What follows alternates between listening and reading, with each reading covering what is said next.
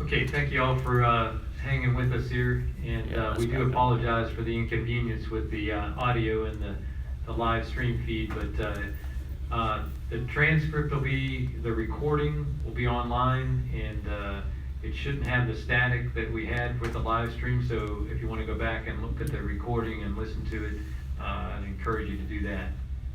So where we left off was everyone that had signed up for public comment made the comments that they'd like to make.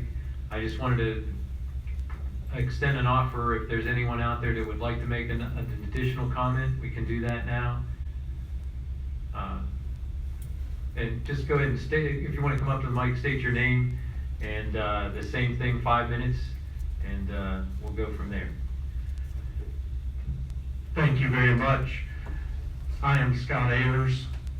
I am a 7th and 8th grade history teacher at New Ellington Middle School. And as most teachers do, what I'm going to do now, because I had not planned on speaking, is monitor and adjust, and just speak from the heart for just a minute. I'm very grateful to Aiken County Public School District for the opportunity to work in what I believe is one of the finest school districts in this state. I've only worked for 2. I'm also grateful that you saw fit back in the fall to appoint Mr. Lawrence as our superintendent. Having been here for many years, I would not want to have brought a superintendent in from somewhere else that did not know this county, and to be put with what he's been put through with this pandemic. And I appreciate him leading this district the way he has, and I want him to know that personally. I'm also grateful to our Human Resources Department and grateful to our board members, but I want to speak for just a moment on safety. As you can tell, I'm carrying around oxygen with me. I'm on 5 liters of oxygen a day. I have MS and have had it for 16 years. I take chemotherapy once a month. The only reason I believe that I'm not in a wheelchair right now is because of my students. I thrive off of being in a classroom with children. It is what keeps me going. If I had anything in the world that I could do, it would be to turn the time clock back to March the 13th, 2020. On that Friday morning when I stood in front of each of those classes and we went through history and we watched CNN and we saw this COVID virus, but I told them, you're going to be okay. Little did I know that would be the last time I would see them. That Monday we would not be in school and we would not be throughout the remainder of the year. There's nothing more as a teacher that I would like than to be back in the classroom full time with every one of my students every single day. It's what I live for. But I also know that it's something that is also not a feasible reality at the present time. In middle school, we've heard numbers of 25 in a classroom, but let me take you to a couple where we have 35 in a classroom. And if we look visually, we think of the size of this room. If you look at a quarter of this room, you're looking at the average classroom. And you put 18 students along with a teacher inside those limits, even with masks, even with social distancing. It is a very dangerous situation, not only for the teacher, but for the student. Think of that young boy or girl who has sickle cell anemia, whose parents are going to have to send them into the classroom. And they're going to be sitting there, and if they go home exposed to this, a child with sickle cell is not going to survive. If I'm exposed to it, I'm not going to survive, but I don't want to concentrate on myself, because this is not about teachers as much as it's about children first. What is in the best interest of our children? I had the opportunity and the privilege to serve on our reopening team at New Ellington Middle School that we established back in June. And we came up with the models of 33%, 50%, 100%, and 100%. With those considerations in mind, even though it would be tough, at least we would only have 8 students in a classroom, where they would be able to distance themselves from one another, where we would be able to keep them safe for a few weeks until we saw how the numbers were doing, and then we would move to a 50% model. When the board met on July the 6th, this is what was presented to the board. This is what was presented to the community. This is what was presented to the newspapers. They ran full articles in the newspaper, color-coded, with this model of 33, 50, 50, and 100. And I'm sure you got a lot of various calls during that next week. But then when we met again last Tuesday night on the 13th, all of a sudden, without notice, we're at 50%. Well, in a classroom of 30 to 35, that's going to put 15 to 18 students in my room. We may say some of them want to go online. We may say that your classrooms don't need to be that large. Reality is reality, ladies and gentlemen. Come sit in the classroom and see if there's not that many. I can tell you there are. I want what's best for my children, and I know that we're going to be offering a virtual online program, and with my condition, I know that's something that I can apply. I don't want to teach virtually.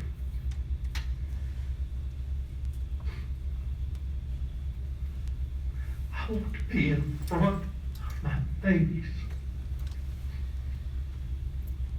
They're keeping me going. But I don't want to bury one either.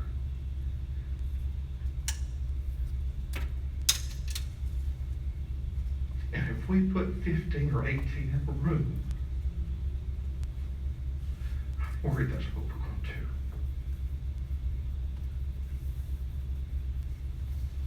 I please ask that just like we did when we did the reopening teams with each school, at least, if it's nothing through September the 8th, when the governor said, please let's do the 33% and see how we're doing. Let's not lose a child. Let's not lose a teacher. I don't want to be at a funeral. I know you don't want to go to a funeral and speak to a family because they have put a child in our schools in an unsafe environment. Thank you for listening to me. Thank you, Mr. Ayers. Ma'am?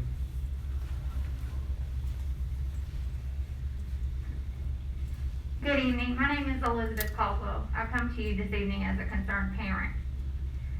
I have a 14-year-old son that attends Schofield Middle School. He is on an IEP. How will we service him? How will he be pulled out? How will he be addressed on his specific needs? When we had to do the packets, he got a generalized 7th grade packet. I had to work with my son for 3 to 4 hours, calling his teachers a night to get him through that packet.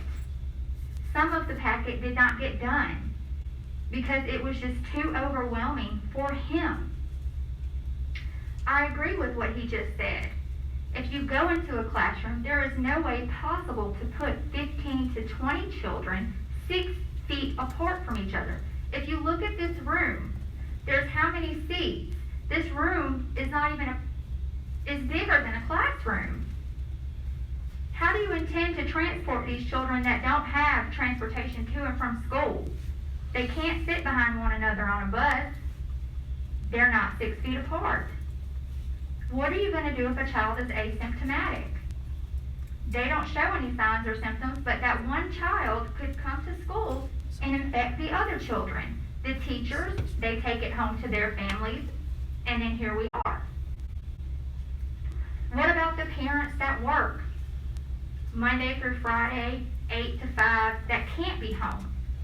I'm not going to lie to you. I am extremely worried about my children going back to school. like I said, I have a child that's on an IEP. Matter of fact, I have 2 children on an IEP. My oldest child, he's high functioning autistic. He doesn't know how to verbalize to you how he feels. I have a relationship with my child that I can look at him and tell something is not right. He does not feel well. He's not going to come to me and tell me. It's my responsibility as his mother to be able to pick up on that. I am not the only parent that has these concerns. If you want to do virtual for your children, you can't do it if you work Monday through Friday. My children are not going to get on a computer with me not being present. My parents are both immune compromised. God forbid something happened, my children get sick, and then I give it to one of my parents. Something happens and one of them passes. That's something that I will have to carry the rest of my life. Yes, I understand that it's only a matter of fact with the way the counts are, and people don't properly wear masks, and when they approach others, like I've seen here tonight, they pulled their mask down to talk and things like that. It's a matter of time before most of us contract the virus if we have not already. But these are realistic concerns. Kids have health problems. I work in the medical field. We do screenings when patients come in daily. We take temperatures.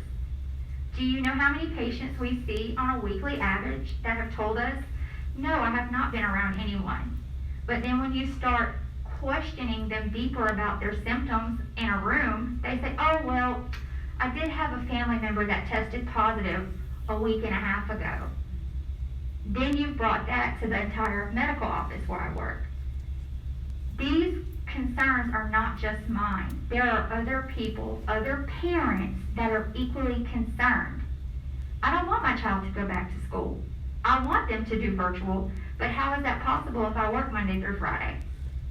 How is it possible that I drop them off in the morning? Yes, that's fine. But how is it possible that they get home in the evening, the afternoon? You know, I just don't understand, and I understand that this is new to all of us, but if the teachers that are in the classrooms, that are with our children, the people that we entrust our children to, are telling you there are issues, they need to be listened to. There is not a possible way we can go back to 5 days a week. It's not realistic. It's not realistic to have 15 to 20 kids in a classroom. It's not.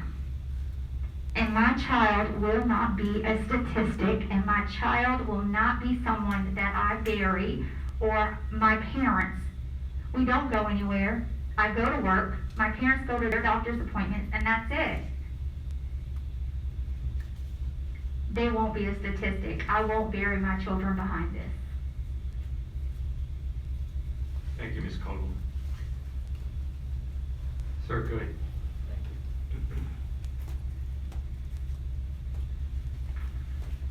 Good evening. My name is John Ross. I'm a K-5 math content interventionist with Aiken County.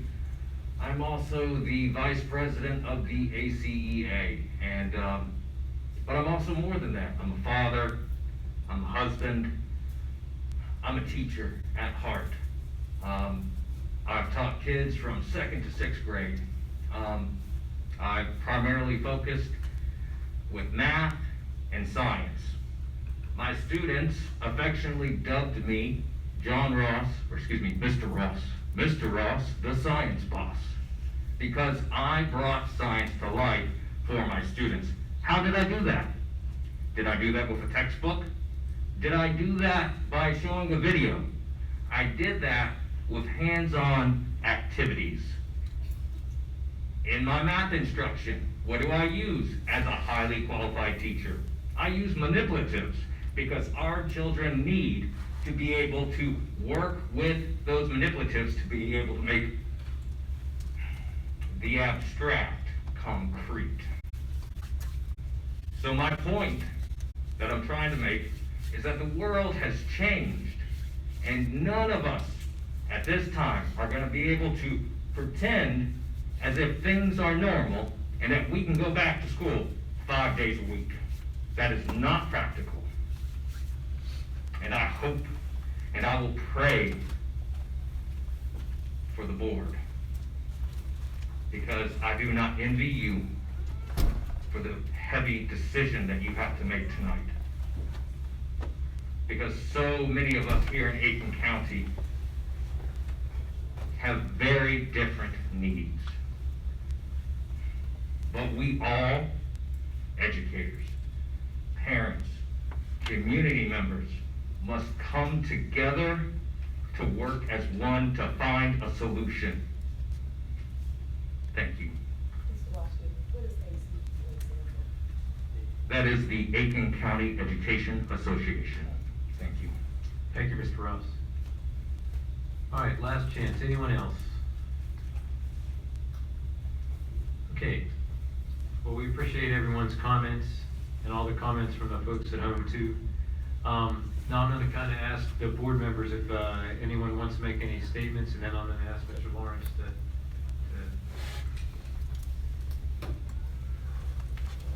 Ms. Jackson. All right. Okay.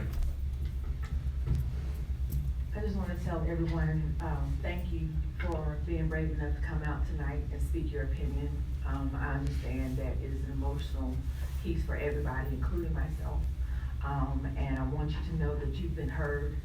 And I just ask that you continue to just be patient as we try to figure out a way how to best do what is right for our kids and our teachers. Thank you, Ms. Jackson. Dr. Bradley, go ahead. If there's a bright side to the last week, it's the fact that I've had an opportunity to communicate with a lot of wonderful people. I've got tons and tons of email. I've literally spent 3 or 4 full-time days responding to emails and text and phone calls and that sort of thing. And with 1 or 2 exceptions, everybody that has contacted me has been polite, respectful, stated their views in a often emotional way, but nevertheless a sincere, heartfelt manner. That's heartening. The problem is that we're faced with a dilemma. We've got a significant number of people who want one thing, and we have a significant number of people who want something else. And it's not as simple as saying offer 2 choices. That eliminates a lot of people who want some type of compromise. I think that we have selected, or we did last week, select an approach that was a compromise. It's not intended to be a permanent solution. It was a way to ease back into some back to school, to give us an opportunity to take the temperature of that approach. It gives us an opportunity to see how valid a lot of these studies that we're going around are.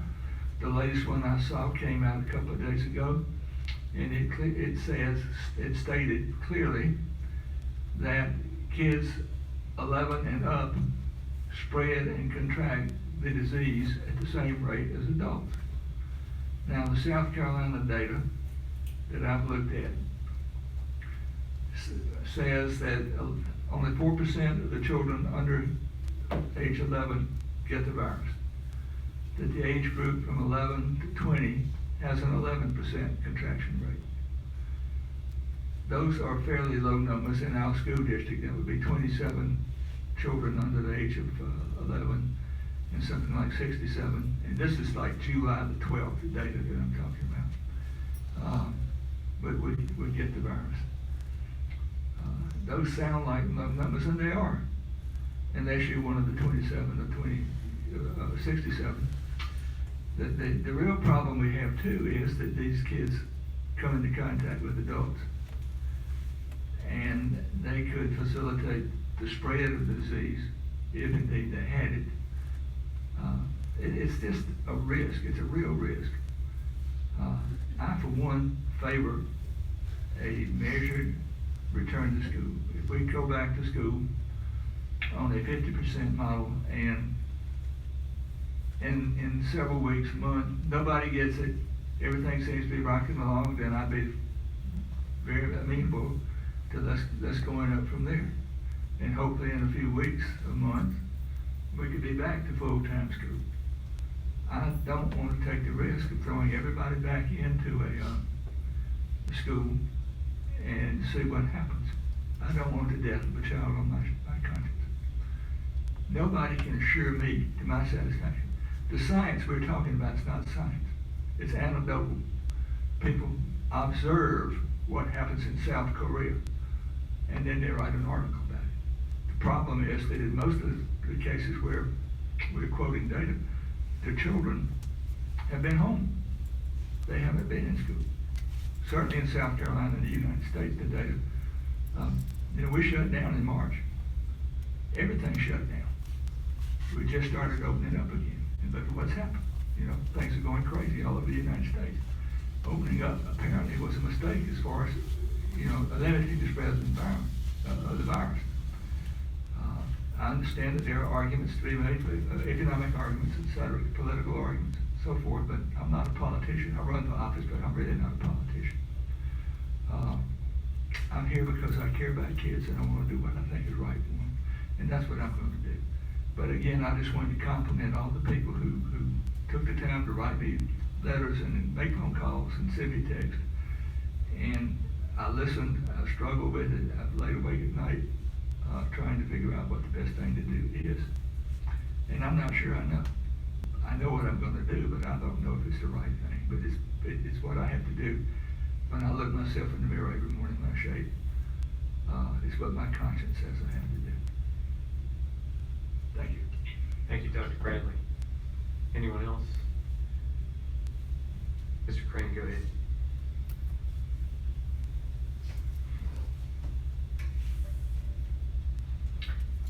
I'll echo what Dr. Bradley and Ms. Reinhardt Jackson said. We're very appreciative of everybody that has come out tonight. I did an informal count of the messages that I received over the last week. It's over 500 that I've responded to. That's not including texts and phone calls. I try to be very accessible and transparent. And it's a mixed bag as far as what everyone thinks the solution should be. We've been put in a very difficult position. I'll piggyback a little bit on Dr. Bradley. I'll put my spin on that. We're being asked to make the impossible decision, which was, in my opinion, made more difficult by the changing goalpost announced on Wednesday by the governor. I don't think that was very helpful to us at all, for a lot of reasons that I won't go into. But I'll just say that please bear with us in this decision process. The models that we approved last week were designed to be consistently looked at. If the data changes on a day-to-day, week-to-week basis between now and whenever we do start, I guess we'll be talking about that here shortly, the models can and should be shifted. So there is some flexibility in the plan. I'll just toss that out there. I've got a lot of, we'll say, sympathetic messages. I'll piggyback the same thing Dr. Bradley said. Almost every message that was sent to me, I can empathize. I have an autoimmune disorder. My wife has health issues. And everybody, regardless of their opinion, you got a good chunk of folks saying 5 days a week from the get-go, let's get going. And we've got folks on the opposite end, 33%, and everything in between. But everyone did say, I'm glad I'm not in the seat how to make the decision. So please know that I'm not going to speak for everybody, I absolutely take everything that has been shared with me to heart over the last 2 or 3 weeks through this. And I'm very appreciative of the folks that came out tonight. That means a lot. I appreciate y'all very much, more than I can say, and I'll just kind of leave it at that. I'm very appreciative and know that the decision we make, ultimately, we have to weigh a lot of factors, and it's not an easy decision. Thank you, Mr. Crane. I want to get to Mr. Moulton and Ms. Shealy if they'd like to make any comments, but anyone else here? All right, can we get to Ms. Shealy or Mr. Moulton easily? Hi, I would like to say something if I could, Mr. Chair. Go ahead, Ms. Shealy, thank you. I want to echo what's already been said. I can speak for myself, and as you've already heard from other board members, we take this decision very seriously. And it's a struggle. And we've heard from a lot of constituents, we've heard from a lot of teachers, we've heard from, many in the community, and just as my colleagues have said, we take all of that to heart, and we weigh the decisions, and, we've looked at the data, we've talked to pediatricians, and there's not going to be a perfect answer, there's not going to be an easy answer, and we realize that. We just want to have something that's going to make sure that our children are safe, and, that they still get the education that they need and deserve. And I know that our board will do that. And I just appreciate all the feedback that we've gotten. And I just wanted to say that. Thank you, Ms. Shealy. Mr. Moulton? Yes, can you hear me, Mr. Ryder? Yes, go ahead. Okay. I just wanted to share, and it's probably very similar sentiments to what every other board member said thus far. This is a decision that I don't think any of us relish at all, nor did we ever expect to be in this position. I do appreciate hearing from every single parent that I've heard from, and teacher, and administrator, and doctor. We've heard from so many different people, and there was not one that I talked with or corresponded with via email that I didn't take their opinion very seriously, and certainly understood their point of view, even if I differ at all. And so, it's a tough position. I think everyone knows that. It's not something that I don't think anybody would envy. I think Mr. Lawrence is at a tough position, dealing with not only the pressure to get your employees back to work, but also to protect the children and the employees as they do return to work. And then we have, and everybody's heard it tonight, I won't belabor this, but you have all these studies, and they all are in different directions. You got the American Pediatric Association, you got the study from South Korea, you got all these things that, that I don't want parents or teachers to think that the task force, who did a tremendous job, didn't take all of that into consideration, because they have studied this to whatever level you studied it to, or I've studied it to, they've studied it to 100 times that level. And so it's not an easy decision, no matter what decision is made tonight. It's not one that anybody takes lightly, but to echo Mr. Crane's answer to you, I think we all have to understand, no matter what decision is made, there's two things. Not everyone's going to like the decision, no matter what we do. And then number two, it is very fluid. It is going to be monitored daily, weekly. There is never a time we're not going to be looking and seeing what's happening with our teachers and with our students. So that said, I just want people to know it's our sincere interest to do what's best for our teachers and our students and our faculty. it has absolutely nothing, I'm not allowing anything external to affect my decision other than not only the safety and health of our teachers and students, but also the well-being and the education of our students. So I just want everybody to know it's with a very sincere heart that we will make any decision that we make. Thank you. Thank you, Mr. Moulton. Mr. Lawrence? Thank you, Mr. Chair and members of the board. Much like tonight's comments, and what you have heard, my emails, texts, phone calls, conversations have represented all sides of this issue. Most have been very respectful, good two-way conversations, and I went away from all of those really believing that we would be able to work on a positive path forward. So I feel good about that, regardless of who I was having the conversation with. A lot of folks in this room that represent opposite sides of the issue. I felt good about those conversations.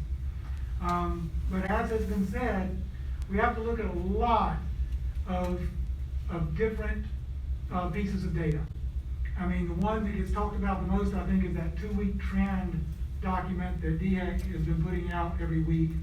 And that's important information. That's questions that we have to ask.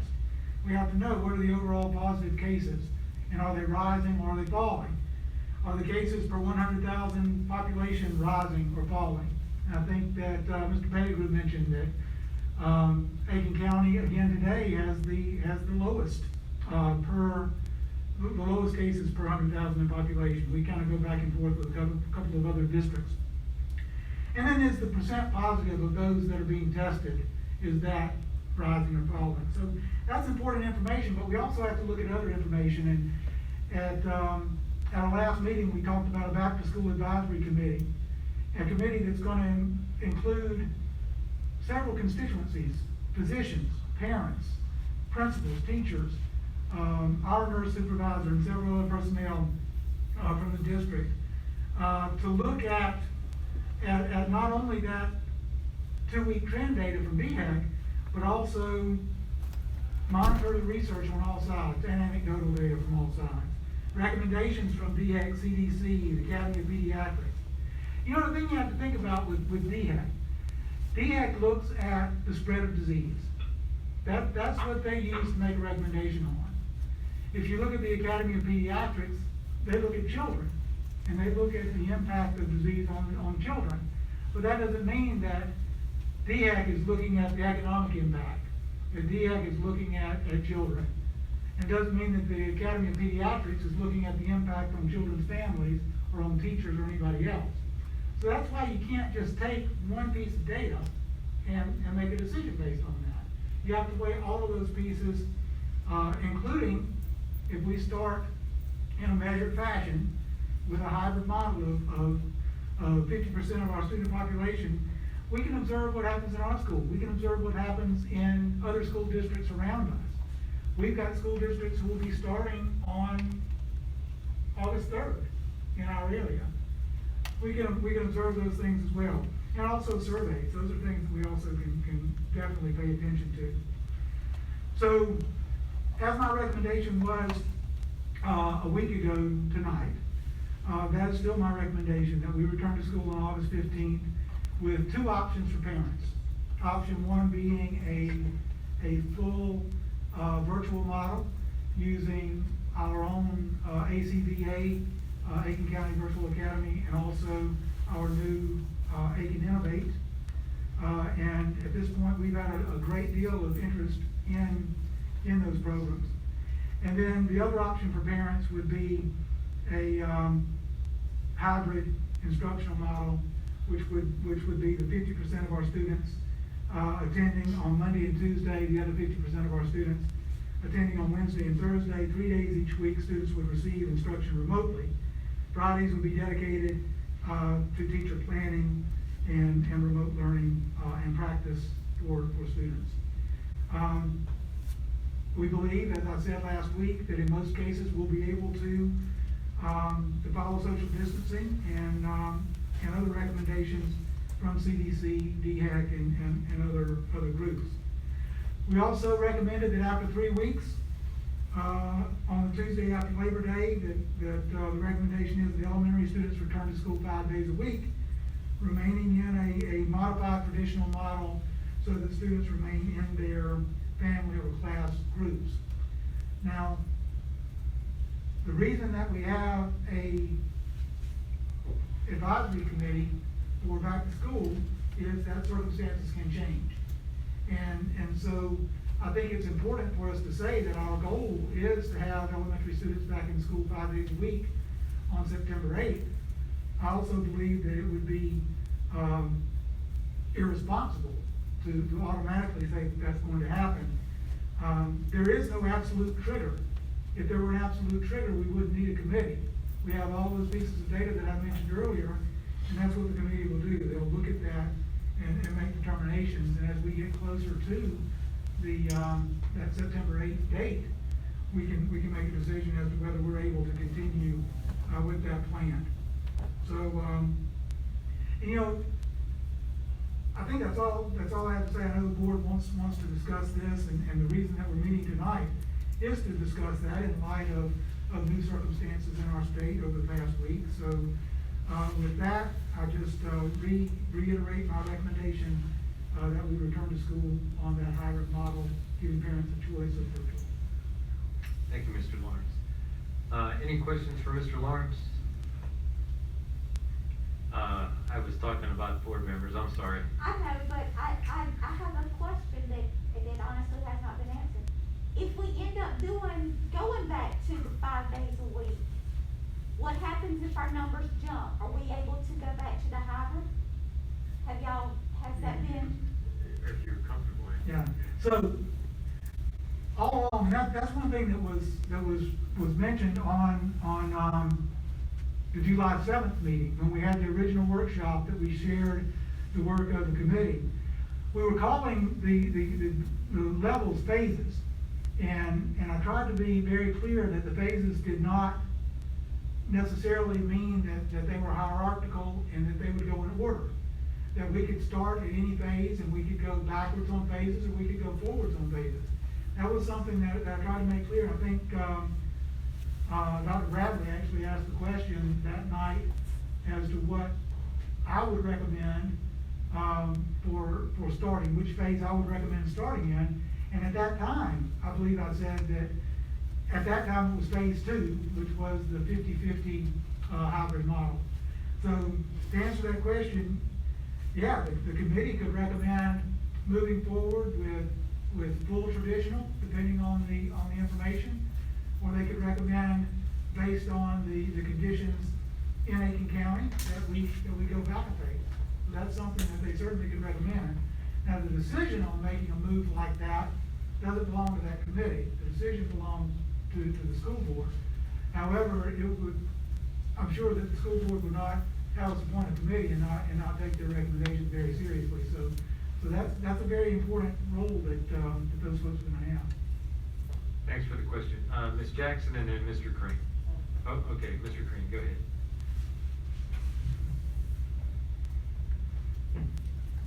Mr. Lawrence, can you give us an updated, this was probably an estimate, number of folks that have signed up for virtual at this point? I can. This is not going to be perfect because the data has to be scrubbed a little bit.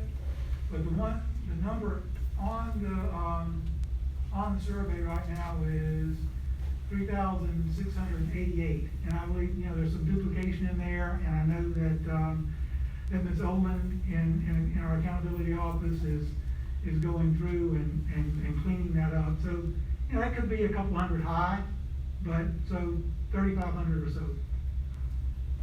And that's a registered, correct? Those are responses to the survey about What they're virtual. gonna do. So, two steps: register for their home school and fill out the request for virtual. Okay.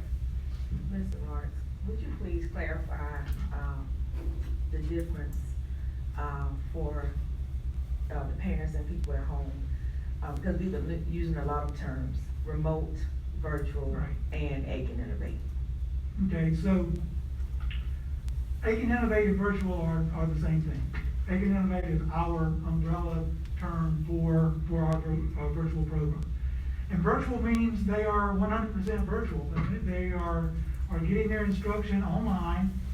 They have contact with the teacher, but it's not synchronous classroom time in most cases. Now, particularly in elementary and middle school, we do have scheduled times where there is face-to-face instruction with their teacher. Those times are scheduled in line with our traditional school day. I may not be exactly right, but during those hours. High school courses, that's something that we've been doing for a while.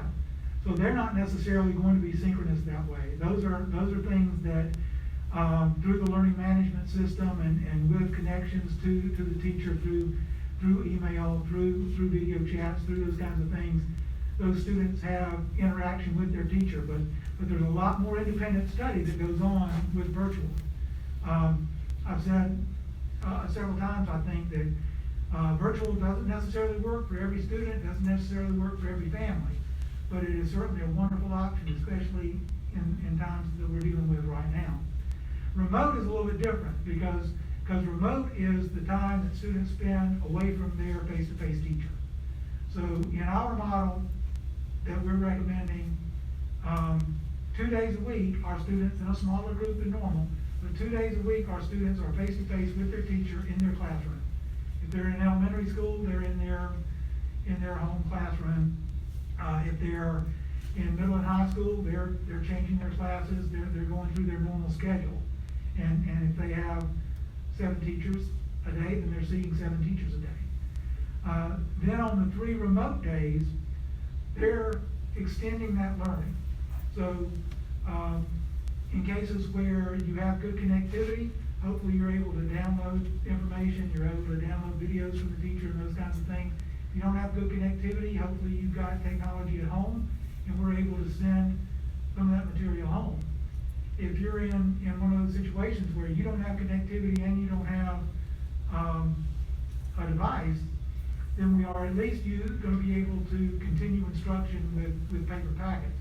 But please don't think it's anything like what we dealt with back in the spring. I've gotten a number of emails. I've heard comments tonight about and horror stories about what happened back in the spring.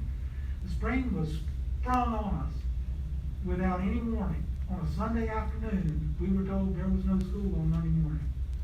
And I think it's really unfair for state leaders and anybody else to criticize teachers and the work that they did and what they went through trying to meet the needs of their students in a situation that was not of their making. Of course, it wasn't of the governor's or anybody else's making either.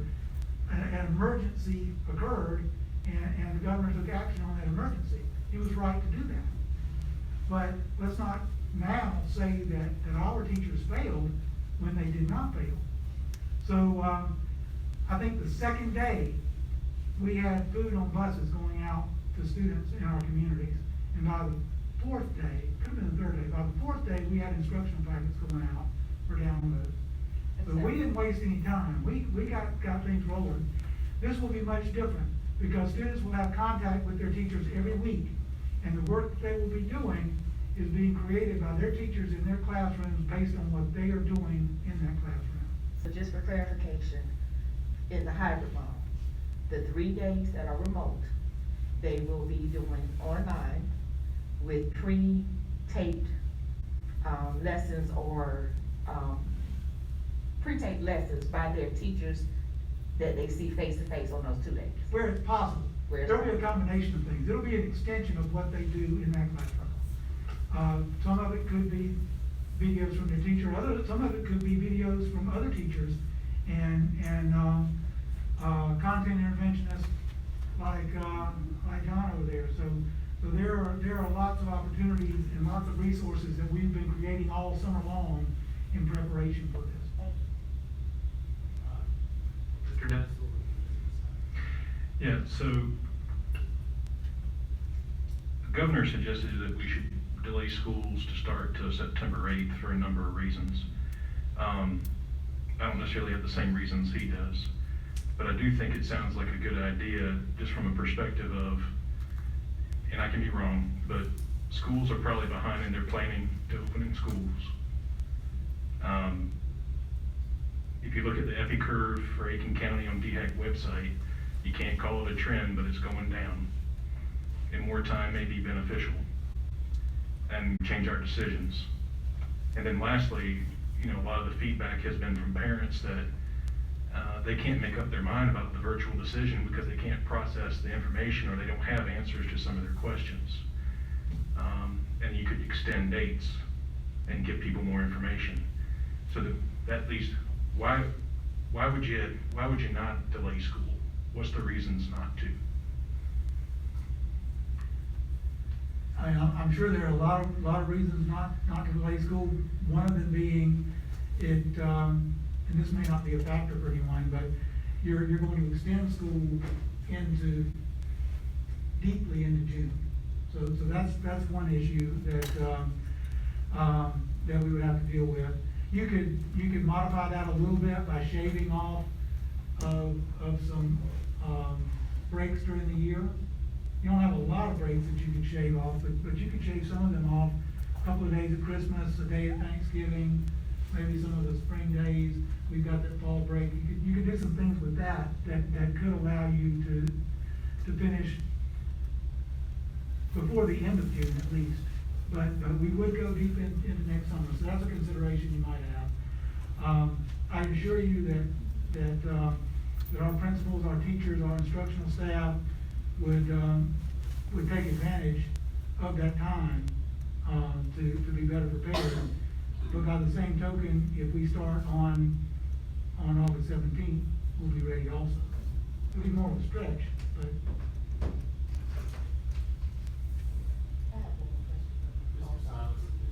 Good, Mr. Simon. Ms. Lawrence, what can you tell us about the status of the state superintendent's approval of our plan? Has it been submitted? Is it required to be submitted? There's some confusion in my mind over that. Yeah, she hasn't approved it yet because we asked for a delay until Friday, I think. So just because we had scheduled this meeting and we were granted that, there's no reason. Our plan has every aspect in it that the State Department of Education has asked us to have in it. Okay. So there's no reason to think that our plan won't be approved. Thank you. Ms. Jackson, go ahead. Mr. Lawrence, there have been some misunderstandings when it comes to waivers. Would you please clarify those for me? One, the waiver for band or extracurricular activities. Yeah. And a lot of parents are under the assumption that there is a waiver that they have to sign in order for their children to go back to school. Could you give us some clarification on that? Right, no ma'am, there is no waiver for students to come back to school. If you'll remember back early June, athletic directors came and with a plan to get back into summer conditioning. And their plan was based on recommendations from the South Carolina High School League. And so part of that plan was a waiver to have the athletes sign. And at that meeting, and it only applied to athletes, and it only applied to summer conditioning. At that meeting, the question was asked about band directors, so we went back to about band in general, marching band in particular. So we went back to band directors, and they wanted to start summer practice as well. And they decided, let's not reinvent the wheel, and they just basically adapted the plan that the athletic directors had created for their own plan. So they had a waiver also. But again, that waiver is specifically for marching band practice in the summer. So there's no waiver or no expectation of that for students coming back to school. All right, Mr. Moulton or Ms. Shealy, anything final from y'all? Okay, Mr. Smith. I can't think of anything else that I want to say other than I just appreciate the hard work that the task force, Superintendent Lawrence, the board, and everybody has done to get us to this point. And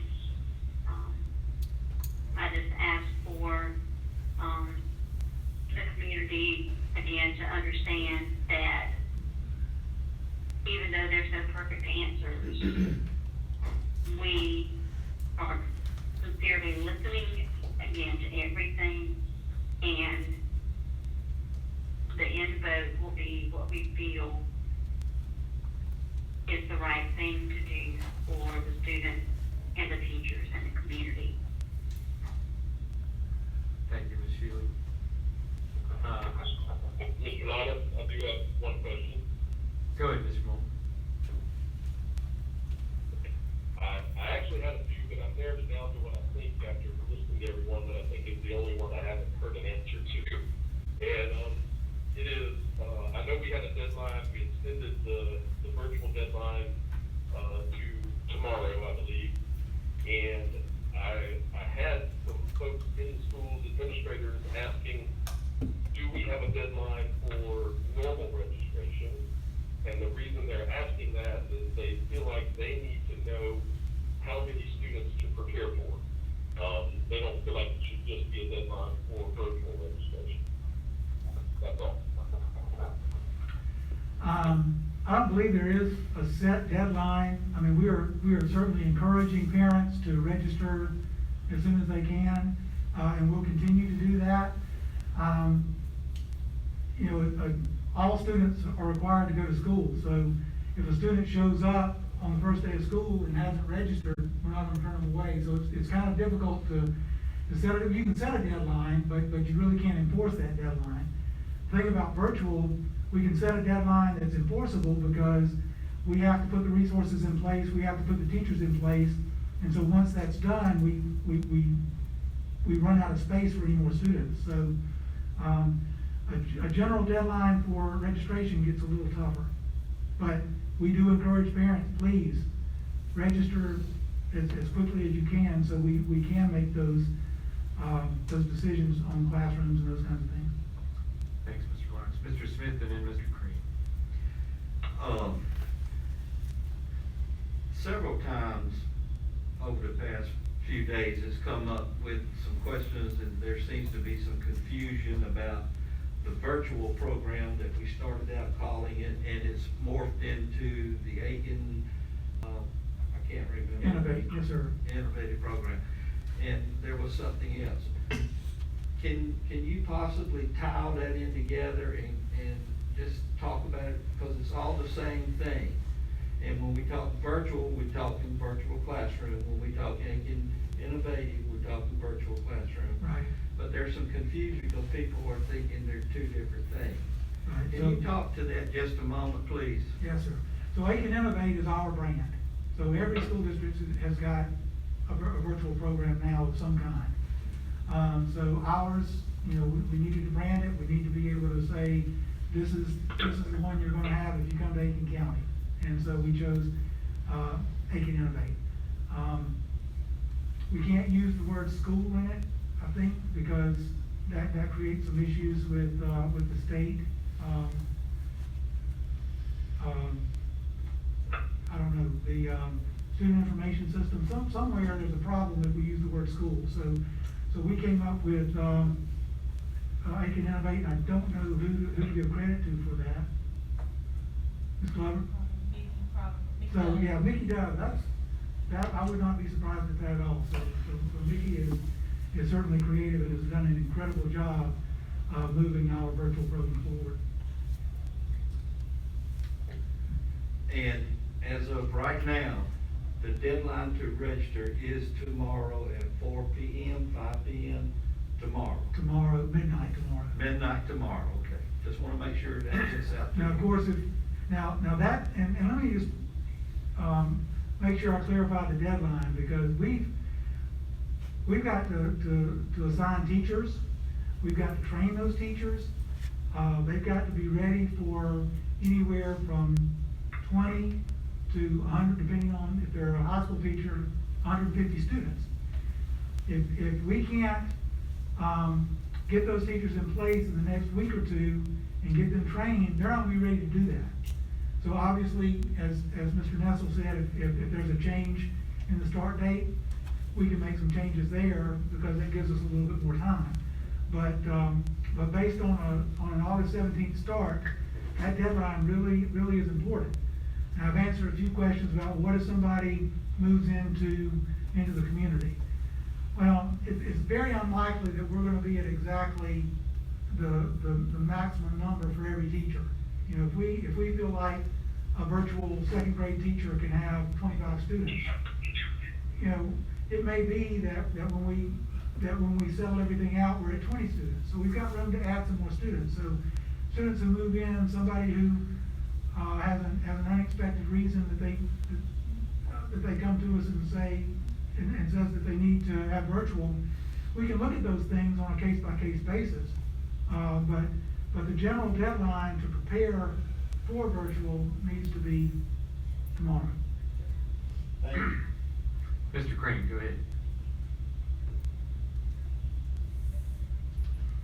Mr. Lawrence, I was asked to ask you to just briefly speak on the protocols in place for when a student or a teacher tests positive for COVID. I know we've talked about that, but I think that's worth going over again. Yeah, this is one I'm gonna ask the nurse to answer. I felt like I was doing pretty well for a while, but I think I'm gonna ask Ms. L to come. You didn't know she was hiding back there in the back. Could you repeat that question, please? Can you just speak on the protocols that are gonna happen once a student or a teacher tests positive for COVID? Yes, we are, again, following the DHEC recommended guidelines. Once a student or staff member reports that they test positive, we would do some contact tracing within the school to determine if they were present during the time that they were symptomatic or in that 48-hour pre-symptomatic phase. And if we determined that they were, we would investigate, speak to others to determine whether or not the contact that they had would qualify as direct contact. If so, we would follow the DHEC guidelines and quarantine those individuals appropriately and give them the criteria that they would need to meet to return to school. Good. Dr. Bradley. I thought it was through, but I got a few little follow-ups that were stimulated by the other questions, please.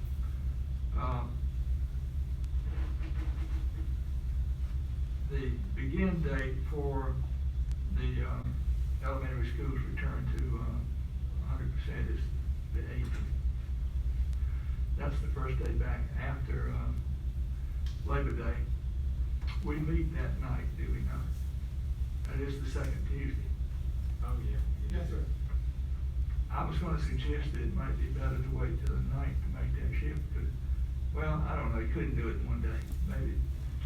What I'm thinking about is if we want to adjust that model, for example, if we find out that the incidence is high and we don't want to go full time, is there gonna be some mechanism whereby we would have an opportunity to say that before the due date? I don't know. I'm sure we haven't had time to work that out, or we haven't thought about it, but that's a concern. I mean, I think we need some time to look at what's going on in the schools before we make a major change in the model. And of course, I don't know if we're gonna talk anymore about pushing the start date back or what, but if the dates stay the way they are right now, that was a little bit of a concern of mine. I don't need an answer right now, but I just want to suggest that perhaps we do give some consideration to something there. Yes, sir. At this time, I anticipate once the advisory committee starts meeting, that they meet weekly. So if there's not a scheduled meeting, and I'm thinking either Thursday or Friday, if there's not a scheduled meeting on the following Tuesday of that meeting, then we would ask for a called meeting so that y'all could, and that would only be if they were recommending a change. Well, yeah, that would be fine. They just need to do it before the Labor Day. Yeah. Okay. About the virtual teachers, and let me say, I hate to be a whiner and complainer all the time, but I have being new to the board this time, I have a tremendously difficult time keeping up with all the acronyms and the code names and abbreviations and letters. It's like working at the plant. I mean, I went crazy when I tell them everything is an alphabet. You know, nothing is what it is. It's an alphabet. and we're moving in that direction. I would suggest that rather than doing all that we call things what they are. We got a virtual program, let's call it a virtual program. Because it confuses parents, it confuses me. I think that it's cute and catchy, and well intended, but it is an impediment to communication. No said. Virtual teachers, are we gonna train more than we need in the event that one of them gets the virus and can't work, and we gotta have somebody to step in and take their place? Ms. Glover tells me that that's a great idea, Dr. Bradley. Yeah, right now, at this point, I don't think we've got applications that match the anticipated need. So we're gonna continue recruiting, but certainly, we should have some backups. Yeah, I'm surprised, because I've heard a lot of people. I'm sorry, what's the deadline for teachers to apply to keep first? Ms. Hart, what's the deadline for applications? Or is it open? So it's open at this point. We have to put a deadline into the system, in order for the system to register, but there's not a current deadline. It will continue to push out until the need is met. Last thing, I think I put in one of the emails I sent out to board members, is that I would like, sort of detailed, and this is just my own edification more than anything else, sort of a detailed, report on instances of the virus. When we find a kid with it or a teacher with it, I suggested that we get the same kind of report that y'all give us on disciplinary issues. It's just a email that you send out each time there's an incident in the school, and that way we can sort of know what's going on. I just don't like going to the grocery store and getting blindsided by somebody who knows more about what's going on in the schools than I do. And so it's just my knowledge that I'm asking for. So we can work on that. And also, at the next regular meeting, which is next Tuesday, we're gonna give you an update on where we stand with those things at this point. Mr. Crane, and then I think we're gonna wrap up.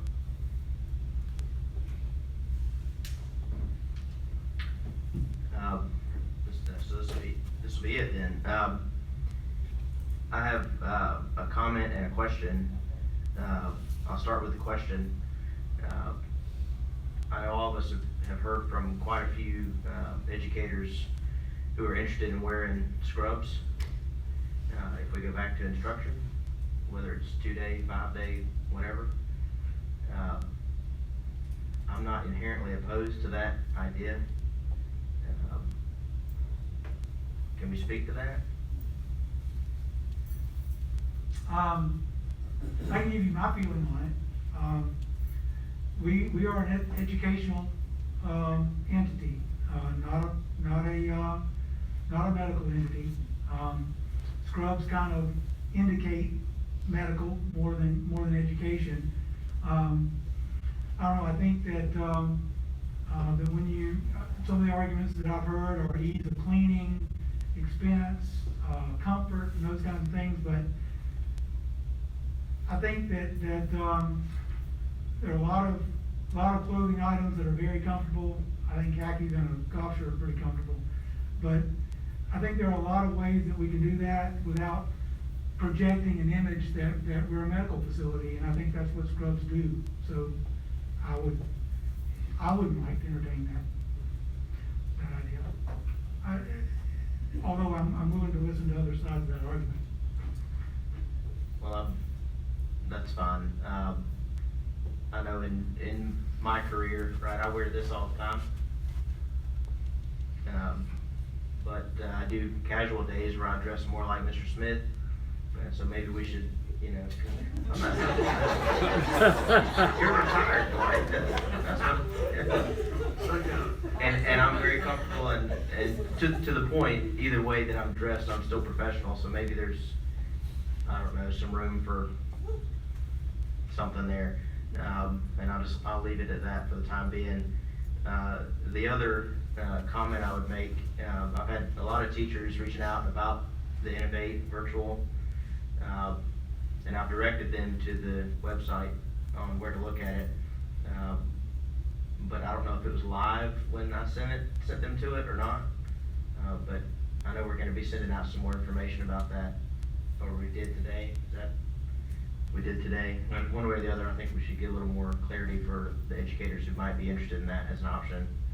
And that's not really a question, just a comment. Great, Mr. Smith. I was hit with that question about the same time Mr. Crane was, and when it first hit me, I thought it was a very good idea, maybe, put them in a position where they could change easily, so forth, so on. But over a week and talking to my teacher daughter about it, I morphed into, I'm not comfortable with that, although I want our teachers to be as comfortable as they possibly can. But at this time especially, I want our kids to pull up to the schoolhouse and see things as normally as they possibly can. And I think normalcy is the key there. It's not, my opinion is not to keep teachers from being able to be comfortable, but I don't want our parents pulling up and get an image of folks with scrubs on, masks on, and looking like it's a hospital area or a drive-through testing site, if any of you've been to those. And after thinking that, I'm not for that. All right, thank you, Mr. Smith. I forgot one. I swear this is. I was just getting ready to wrap this up. I'm always a troublemaker. That's all right. Always. I got a question from a teacher who was interested in the virtual, teaching in the virtual program. And her question was, why can't the virtual teachers work from home? Why do they have to come to the school building? The argument being that they would be safer and they would run, be less likely to carry the virus into the building, et cetera, et cetera. So I told her I didn't know the answer, but I would ask. So I'm asking. Or if we don't have an answer tonight, we can email it later. I need you to repeat that. So, yeah. We'll email them in case she's watching. Okay. I'm through this time. Okay. Oh, one question, one thing about this, the only advantage I could see in wearing scrubs is teachers, the recommendation is that you wash your clothes when you come in after being out and exposed to the virus. It's a whole lot easier to wash scrubs than it is a lot of other clothes. Okay.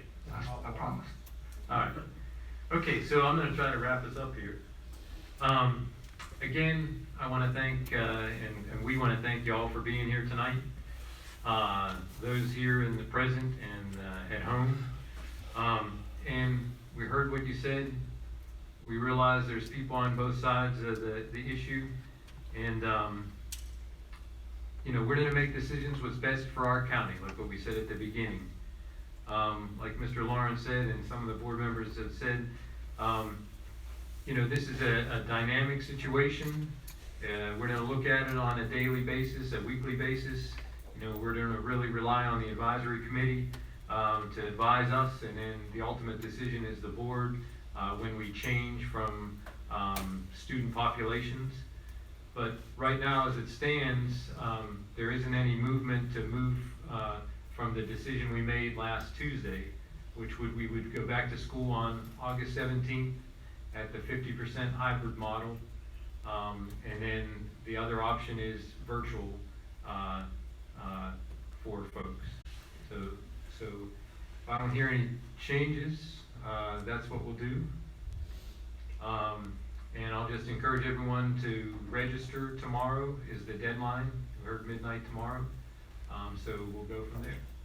Mr. Chair, I'm not exactly sure about procedures, but since we're wrapping it up, I would like to make a motion to delay the start of school to September 8th.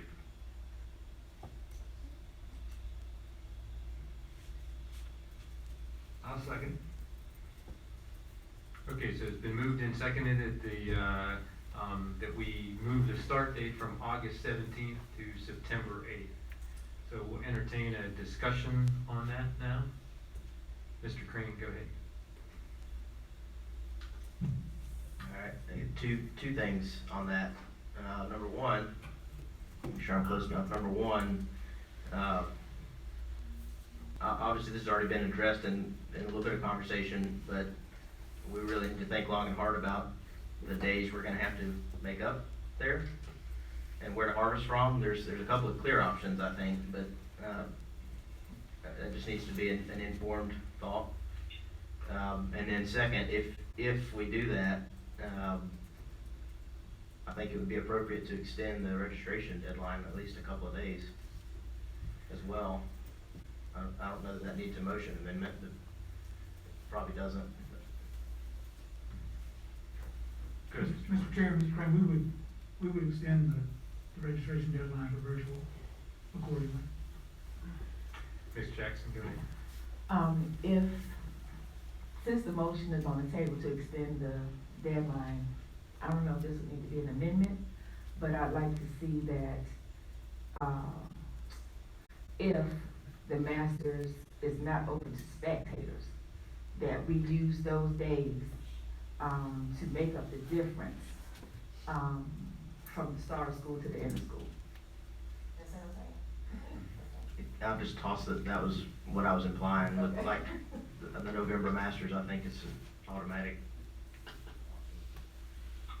Yeah, if the board directs that, we would have a recommended calendar, next Tuesday for you to consider. Would it be better to wait to vote on this until we saw the recommended calendar?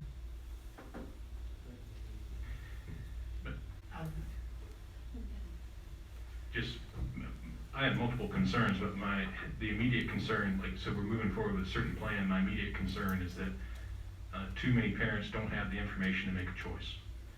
And the deadline's tomorrow. And we may have wiggle room later, but that's what we've said.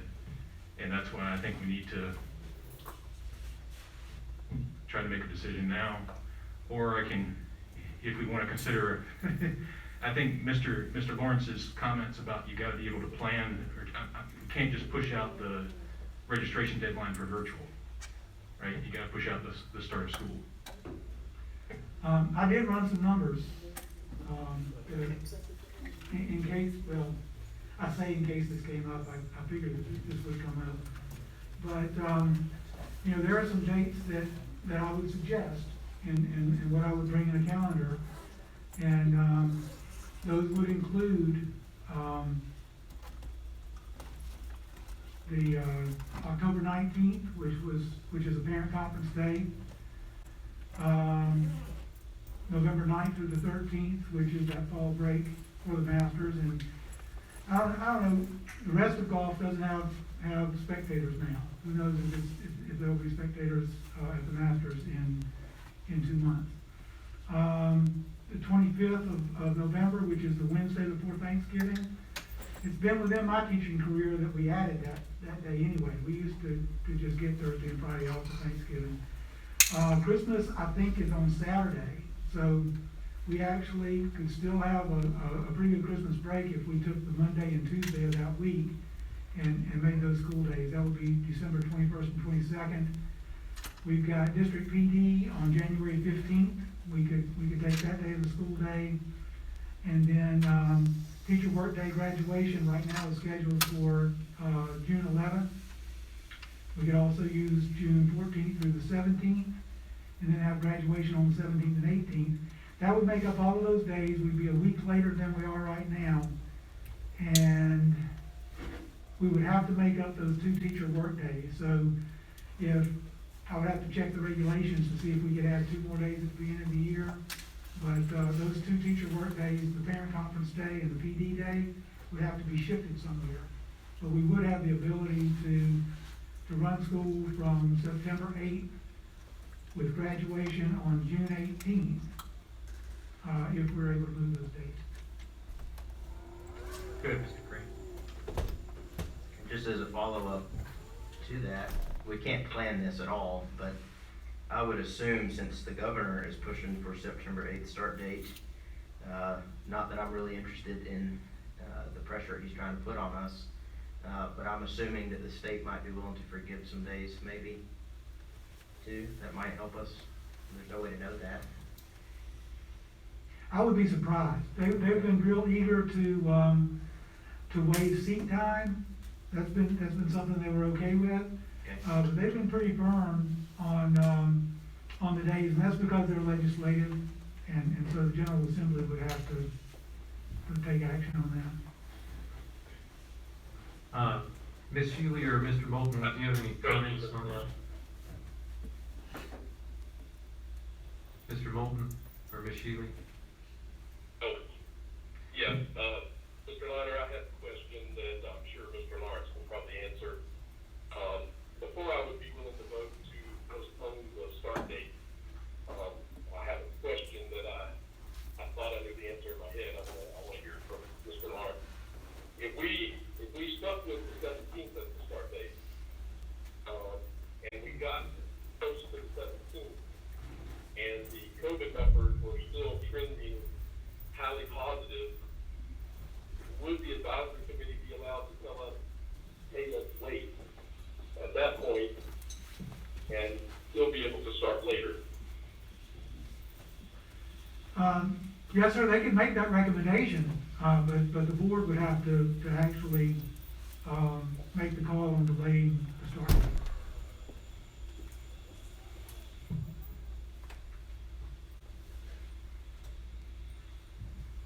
Okay, and the only reason I ask, obviously, I think, I sort of agree with delaying it. I like the idea, but then when you start mentioning all the repercussions of that, the calendar, and then there could be some other things with the planning, I think it's a popular idea to delay it. I don't know if the COVID numbers will change drastically from the 17th to the 8th of September. I don't think anybody does. I think, me personally, I would support as we say often, I would support the science part of this and allow the advisory committee to advise us if the 17th is a bad day. And we'll be watching those numbers and then adjust accordingly. I don't think I want to lose sight of that option. Thank you, Mr. Moulton. Ms. Shealy, do you have anything?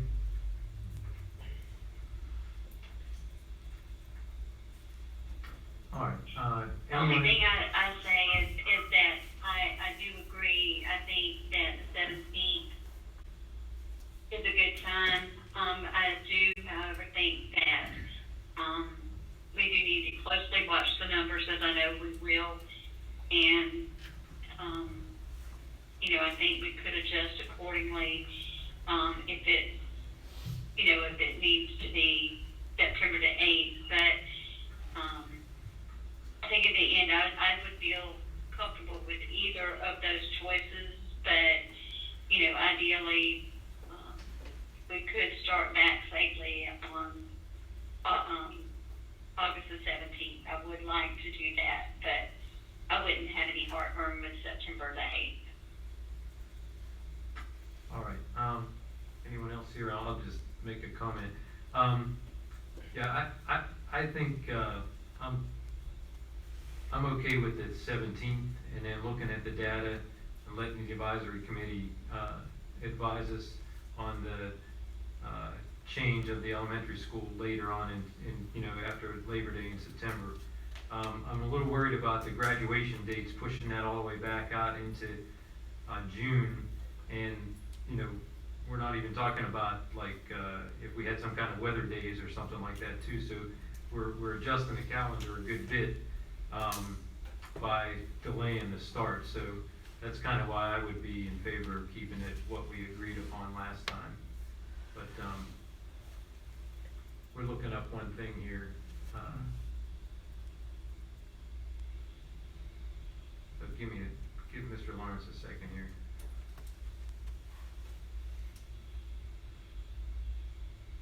May I ask a question? If we were to delay the start date to the 8th, and we were to do the virtual and partly in class, wouldn't that give enough data for Mr. Bradley's question about the trend after Labor Day? We would be able to see if the trend were to go up or if it were to go down, and we could convert to more time in the classroom versus virtual. That's a good point.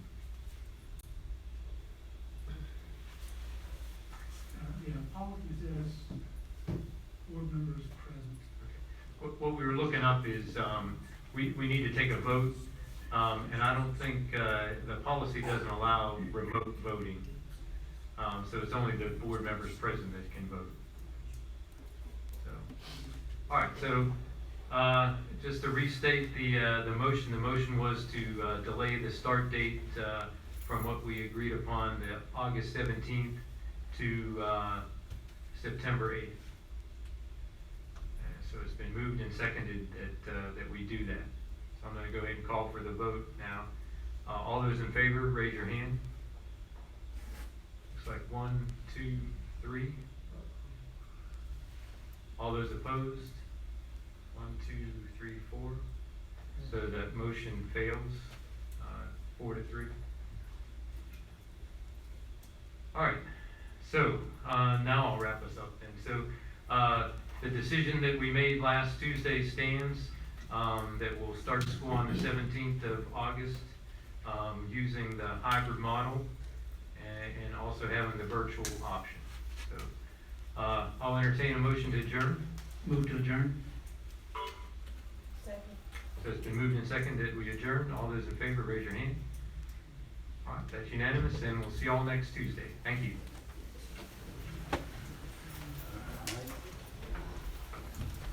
Take care, man. Thank you, sir. 2 days out of 5 is 40% in the classroom.